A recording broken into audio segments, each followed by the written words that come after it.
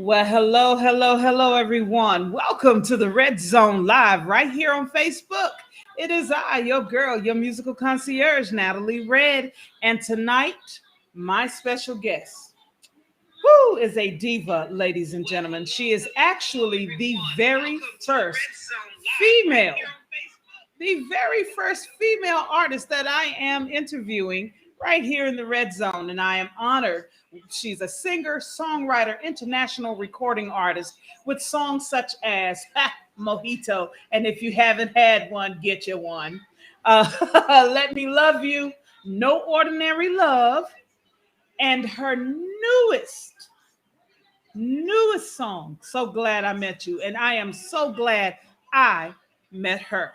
Ladies and gentlemen, welcome to the Red Zone, the one, the only Miss Castella. What up, Castella? Hey, girl. Had to wear my red because I'm in the red zone. That's right. That's right. They don't know nothing about that. You got to get it in, boo. You got to get it in. Yeah, thank you for that intro. That was awesome.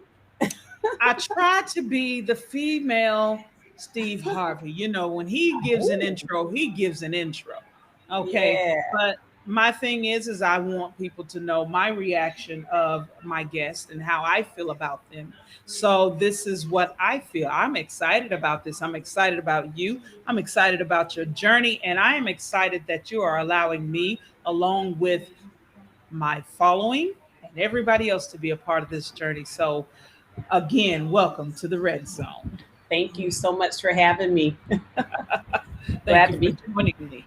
Yeah. So, as I tell all my guests at the beginning of the interview, I give them an opportunity to tell the listeners who they are in their own opinion. So, tell the listeners about Castella. Wow. I am living a dream. That's what I'm doing right now. I'm just your ordinary girl who got this opportunity to share a gift that I've had my entire life. Like you said, which is kind of crazy to say, but I'm a international recording artist, national recording artist, singer, songwriter. I'm a mom. I'm a wife. I think I said I'm a songwriter. I'm just all that stuff. But I'm a child of God, and I'm just tremendously blessed, and I'm just having, I can say, the time of my life right now, and I'm living a dream, and I feel so tremendously blessed, and that's me. I'm just using what I got, and I think we talked about, life isn't, tomorrow's not promised. So I think I'd said at one point when I had this very special birthday that I'm going to make the best of the rest of my life, and that's what I'm doing right now. And that's me. Well, that's good. But see, that's a beautiful thing, though, dear. That is a beautiful thing, and I have to say, you are doing it with style. Oh, thank No, you. seriously, very, very humbly. But I can tell by like your posts and just reading it, I can feel your excitement. So that right there, that to me, that feels good to me because that lets me know that, hey, this is actually possible. I mean, did you ever think that you would see yourself going at such a rate to a certain plateau? Did you ever think that would happen?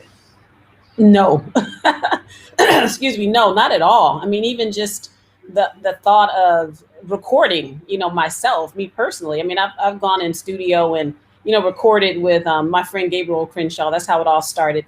Big ups to my friend Gabriel Crenshaw. Just going into the studio with him, and then my friend who was my mentor, my friend, and I think you talked about, I heard you on a post today talk about someone that you connect with musically, just how special they are to you. And that's what, Daryl and, Gabe, they're all, and Charlotte, they're all so special to me. But no, I never would have thought in my wildest dreams that, going into a session just to sing some backup, that this would be, the end result, or not the end result, but what's going on, with me. Because I'm not at the end, as they say, there's a light at the end of the tunnel, and I'm not at the end of my tunnel. I see the light, but I'm still just kind of going. But no, I never would have thought in my wildest dreams that I'd be a recording artist. Never, never, ever. I've always sang, but never would have thought that.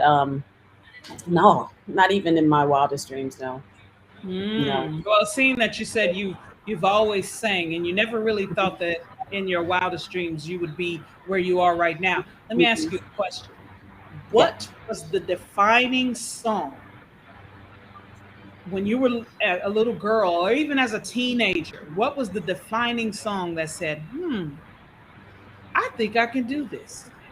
Do you recall that song? Wow. It all depends on what you mean by this. But as far as me being like I guess a lead singer in my church and Yes, all, just a lead or singer, period, a vocalist, period.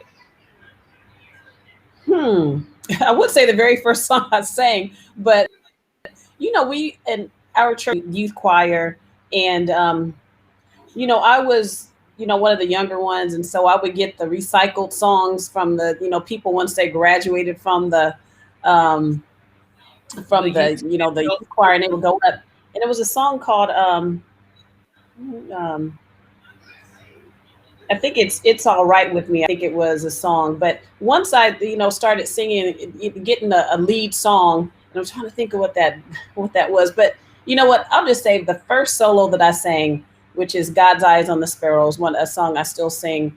Once I was able to do that and get up in front of the audience or the congregation and sing that, and yeah, people would just sit and kind of listen to me sing instead of, I mean, you look for all the praise and all that and everything, but Hmm. my mom would say people just sit and listen to you, because they can understand what you're saying, and it just, there's a thing there. And yeah, I guess I can't think of a very specific song, but just being given that opportunity to get up in front and sing.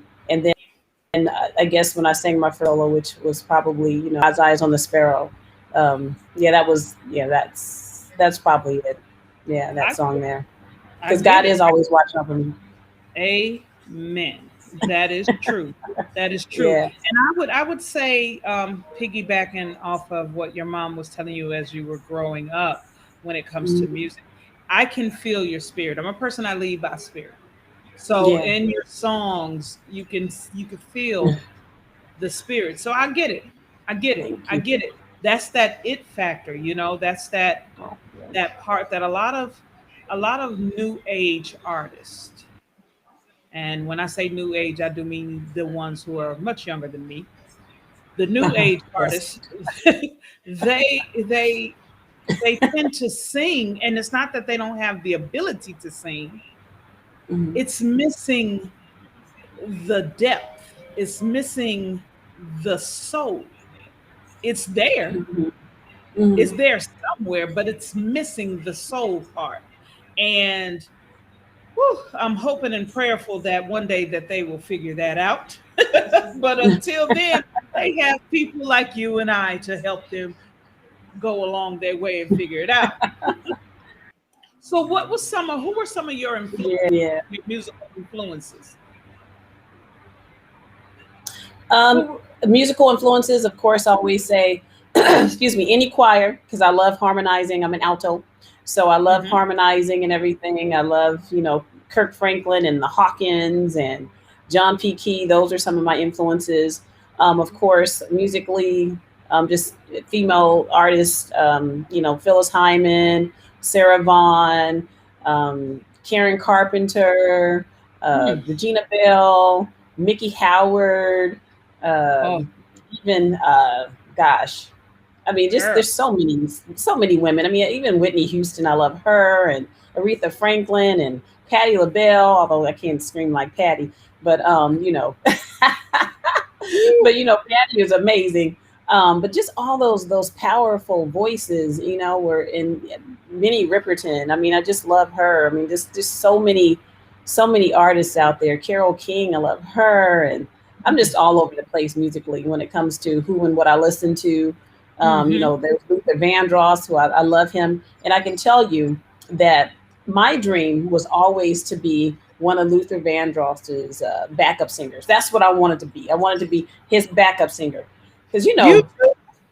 Oh yeah, I mean, did you see how he would just treat them like royalty? They look beautiful. They Yes. had these beautiful outfits, and they could sing their butts off. And that's what I wanted to do. I wanted to be one of his backup singers and take pictures. That's all I wanted to do in my life was take pictures and take pictures of people, not of myself, but just because I like photography. But take pictures of things and people and sing backup for Luther. That's what I wanted to do. Didn't happen, but I can tell you, I am definitely one of his backup singers right now because I know all that stuff. And when I'm listening to the songs, and I'm with my daughter, and she's like, I didn't know that was in there. So you mean just little things that some people just don't hear all the backgrounds, Mhm. but backgrounds are everything in a song for me. Girl, let me If tell he you. have some bomb backgrounds, I'm like, I'm singing the background. Oh yeah, So I'll do wop pop for big you. ups to all the background singers. Hmm. I feel you though, because I get it. Luther Vandross was, as a kid for me, my uncle, he introduced me to music, be honest with you. And Hmm. Luther, he was always playing Luther. So I was whenever he would come and pick me up and he and I go riding around through the city, I'm always doo Hmm. wop. And I mean, I didn't care about singing lead. I just wanted the creak creak, you know? Yeah, that background is everything. I love it. So Oh yeah, yeah. so all that was my influence. Just there's so many. I love bands and just all that. Not rom coms, but those are kind of movies I like. But the yacht rock is what they call it. The '70s singer songwriter songs and any of the '70s music, all of that, all of it, Gotcha, all of gotcha, it. Rock the gotcha. boat. I mean, I love that song. But anyway, yeah, So I'm all over the place. how would you describe your music and what does it say about you? Wow, my music is kind of eclectic. I mean, it doesn't, excuse me, it doesn't have, one of my good friends, Charlotte, she says, the music, each one of your tracks is different. Everything doesn't sound the same. Um, I write about love, about what I'm thinking about. I think I mentioned I love rom coms. So my songs always kind of take a little step into the love. Even one song I have on there, Thoughts of You, on my EP. It's kind of a sad song, but it's still yet about love. And so, yeah, my songs are about love, and the music it kind of crosses over into being soul, R&B, smooth jazz, and some of everything. So it's an eclectic mix of Castella love. Before we go on to the next question, I want to give a shout out to the one and only Terrence Thompson. What's up, Terrence Hey, Thompson? that's my cousin. Hey, He said, "Hey, he's cuzzo," amazing. Hey, cuzzo, that's my cuz. and a That's Loyal amazing. Singleton. Loyal, I'm Oh, hoping I'm saying hi, that right. hello. And Hi. of course, one of my biggest fans, Jacques. What is up, Jacques? Hey, Love Jacques. Jock. If you ever come to DC, the DMV area to Hmm. perform, trust me, Jacques loves. He and his wife Carol, I swear, will be one of your biggest fans. They love live music. Love. Okay, well, I'm there. Oh yeah. Oh yeah. Oh yeah. Yeah, So yeah. getting down to the nitty gritty, ma'am. Uh huh. Let's talk about your EP. Okay. Thinking about you. What prompted you to do an EP? What prompted you to finally record? Well, again, it was Daryl Swan. That's just in a nutshell. Being in that session that I talked about, we were talking about stuff. My in my former life, kind of still in my life now because they won't let me completely be done. I was an HR director, and I was in the throes of it, but I was talking about it in our session, and he just kind of said, "Hey, have you ever thought about doing an EP? Just having something that you can say, here's my record." And I'm like, no, I never thought about that. And so he planted that seed, to do an EP. And then once we had our conversation, he asked me if I wrote lyrics and melodies, and I discovered that yes, I do. And so I just went to writing, and it was really I don't know, it was a weird time in life. You know, my husband's father was transitioning, and meaning he shortly passed away. But you know, it was, you know, he was dealing with, you know, with that, and so I was just kind of, you know, just kind of stepping back and kind of being at home alone, and just kind of had shut all the, you know, TVs and everything out. And so I think I was just in my imagination, just writing a lot of stuff. Whatever came to mind, I just kind of was writing, and it was just a beautiful time. You know, I had discovered or rediscovered, you know, my love for music, and having been in those two sessions with Gabriel and Daryl and Charlotte. And I tell you, my first song that I released, that I actually recorded, was "No Ordinary Love," and that song was an ode to the music. You know, it was really about the music. So yeah, so Daryl Swan is the main, the probably the single solitary reason why I even did an EP, because I would have never thought, like I said, I never would have thought that I had it in me. And Mm. uh, yeah, so he's the guy. He's the one. Well, speaking of No Yeah. Ordinary Love, I do recall my very first encounter with you was with the Urban Influencers, and you were Hmm. talking about No Ordinary Love, and you was talking about the spirituality of it. Hmm. When I first saw the title, before I even listened to the song, when I first saw the title, I wondered, did she redo Sade's No Ordinary Love? I would love to hear what type of spin, because I love to hear Hmm. people take and put their own stank on things. You know what I Uh-huh. mean? Yeah. So I said, I Hmm. wonder what type of spin she put on it. So when I listened to it, I said, oh, that's not it. I said, but that's interesting. You know, I was like, that's interesting. So I kind of got real deep into it. And then when I got on the Zoom call and you talked about the reason for it, the spiritual Hmm. connection with it, I said, okay, Hmm. ordinary love. I get it. It's sort of like, what's her name? Yolanda Adams, when she came out with Open Arms. Open up my heart. Oh, yes, yes, yes. Yeah, I love that song. Yes. Hmm. When she did that, when they first played it, it was, you automatically thought, oh, okay. You never thought it was gospel. You really thought it was R&B. You thought it was a Hmm. ballad. And it is a ballad. It's a Hmm. love ballad. It's a ballad to God. I Hmm. open up. My And heart. so your song No Ordinary Love, it is to me, my opinion, a love Hmm. ballad with your acceptance of your spirituality. It's your Hmm. personal love note to God. That's the way I took it. But it just speaks to you. It speaks to your spirit. It speaks to your Oh, spirit. thank you. Yes, that's a beautiful You. thing. It's a beautiful thing. Yeah. Now, Oh, let's get to the nitty gritty of my favorite, mojito.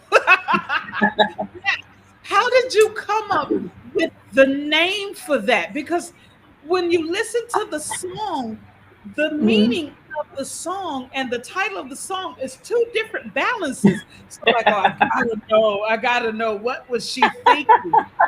So please do Oh share. man, this I guess it's another one of those I guess Daryl moments where I was at a conference, and it was an HR conference, and I kind of had sent him a message, and I said, hey, um, check out this. Somebody was standing on a chair or something like that. You know, HR is so boring. And he said, you know, actually HR is not boring. It's not. But he said, go and have a drink and listen to some live music. And I'm like, okay. But I was going out that night. It was my mother's birthday, and went to the Cheesecake Factory, and I had Mm, to go early and kind of make the reservation. And I ordered a mojito off of the happy hour menu, because I'm, you know, a little frugal.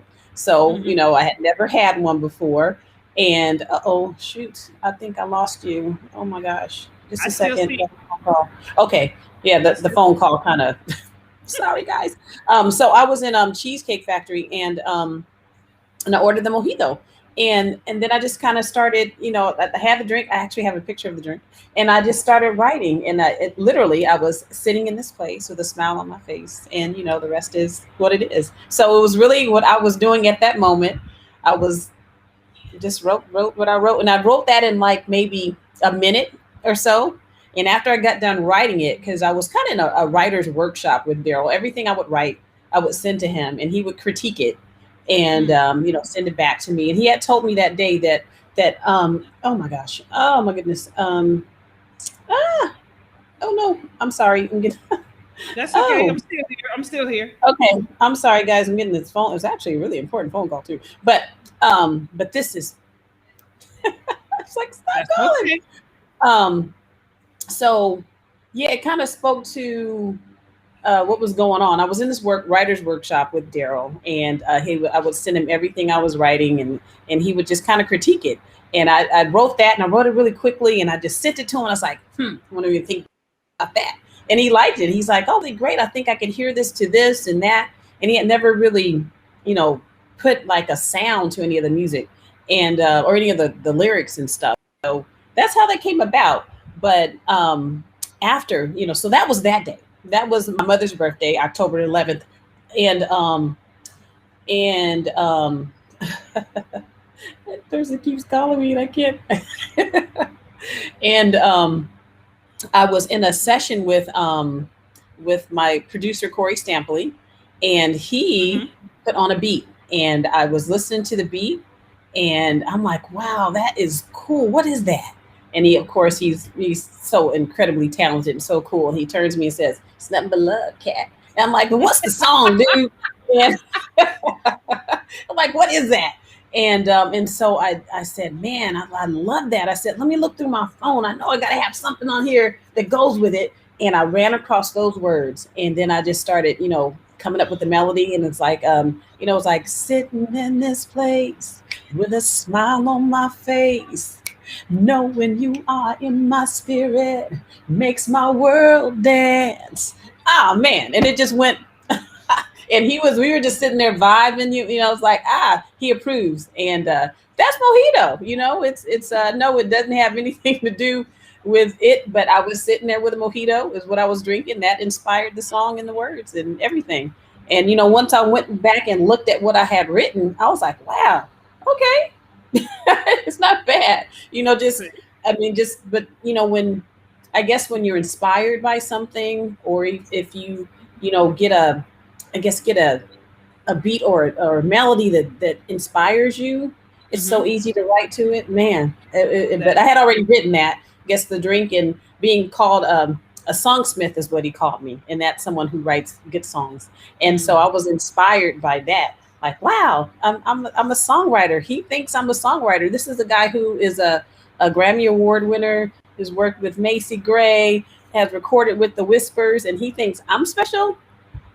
Wow, That's good. you know, it's amazing. I mean, and he never talks about any of all that stuff, him being who he is. And he's just my friend, and didn't know him before, the sessions we had. And I'm just like, wow, it's just, it amazes me. Sometimes it leaves me a little speechless, but the universe, I've heard once that if you're not doing what you're supposed to do, the universe will make it happen. And I think that's what's happening.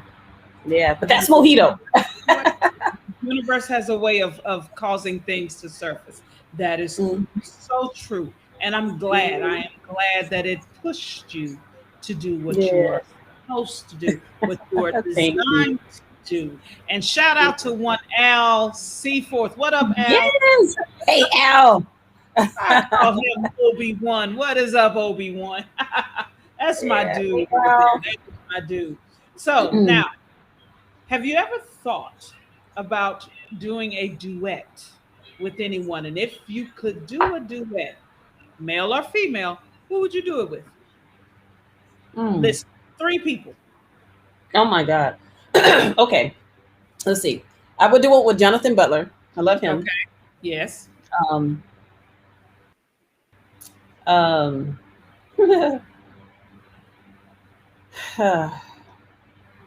this is crazy, but Eric Benet, I like his Ah, voice. yes. Yes. Osborne. But you know what? I can see that. Jeffrey Osborne has that I love his tone. I really does. Uh His huh. tone is strong, but soothing at the same time. Kind of Uh-huh. has a balance to it. I can see that. I can see that. I can see that. I can see that. Go ahead, Castella, And get then it in. for kicks, I do something with Megan the Stallion just for fun. Why not? Oh, But Castella, I gotta be honest with you. I'm trying to see it. I'm trying to see class and big ass all at the same time. that was kidding. No, my daughter puts on this song and it's like oh, okay. So I know who she is.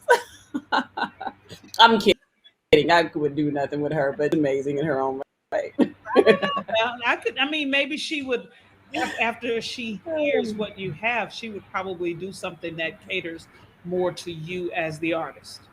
And I like artists who do that, Hmm. especially rappers who actually take the time Yeah. to listen to who they are going in joint ventures with. They tend to go, okay, all right, I need to chill myself here and be what that person needs to be. So, okay, cool, I got you. Al, I was only kidding, Al. I was not serious. It was a Al, I joke. think she should do it. I think she should do it, Al. I believe she should take Mojito Oh and God. put Megan Thee Stallion. We're gonna call it Mojito Remix.